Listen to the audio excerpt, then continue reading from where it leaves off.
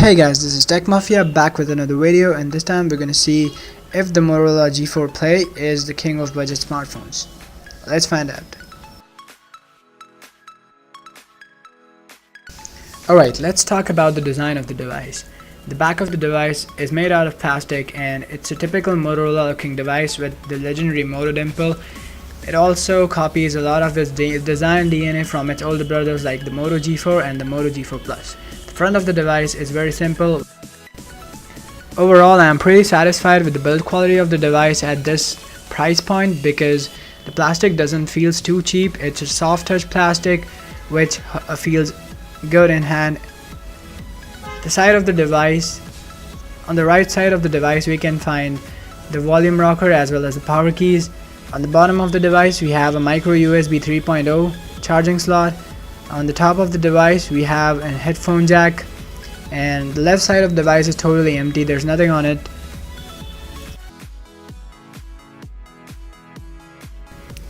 Now let's have a look at the tech specs of the device.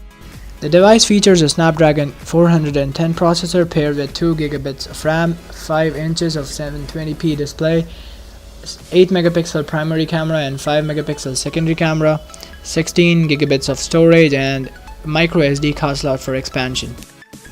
It seems like that the variant of Snapdragon 410 used here is slightly overclocked, and that's totally fine, and that's a clever move by the company to keep up with the speed in 2017. Also, this device features a big battery, so overclocking processor won't be a problem, so Snapdragon 410 is just fine with this device. The Adreno 306 is totally fine if you're playing light to moderate games, but if you're planning to play high graphics games on this device, you are sure to notice some frame rate drops and not so good playing quality because it's a budget device and you shouldn't be expecting much out of it.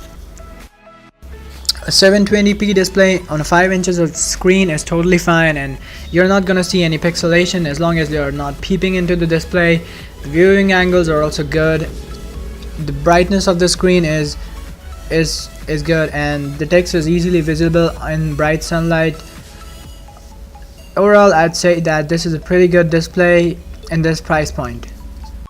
This device only features LTE category 4, and it might be a bummer for a lot of guys who are living in high-speed internet areas where they are used to using LTE category 6, 8, but if you're living in an area where LTE category 4 is all you need, then you're good to go with this device.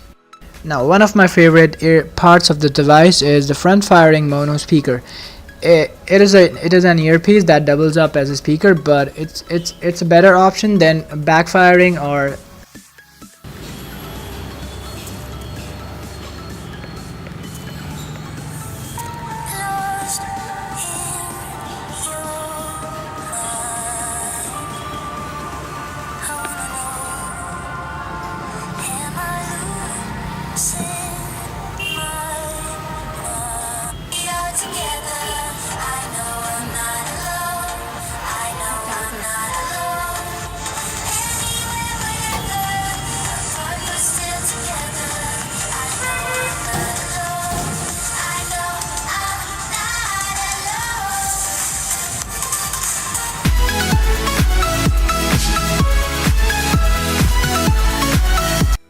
This device features an 8 megapixel primary camera and a 5 megapixel selfie camera.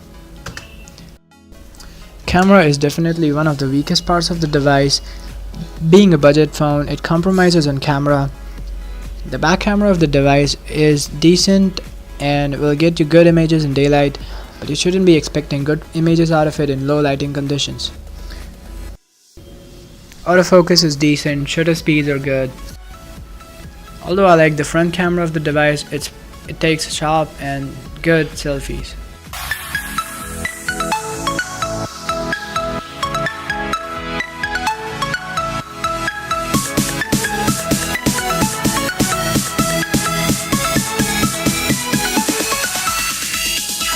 That's right.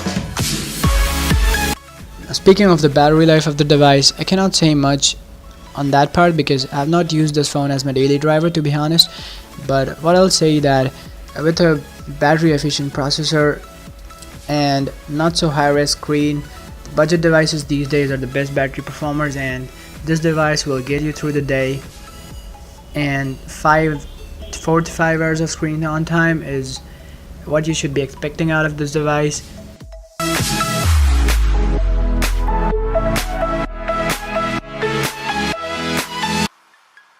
Now, one of my favorite parts of owning a Motorola device is that you get a near stock Android experience, which is very good. And what I like, stock Android is smooth, fast, fluid.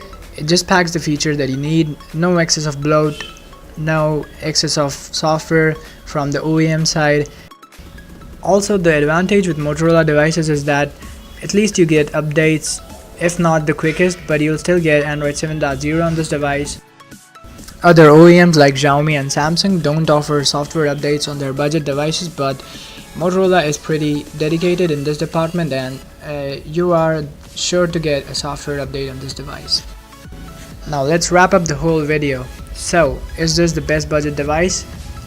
I would say yes. I definitely recommend buying this device over any Xiaomi or Samsung phone because of the fact that it rocks stock Android, and it will have updates in the near future.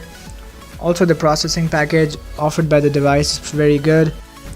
Motorola G4 is the best budget device in my finding, and you should definitely buy it, and at this price point it's a steal.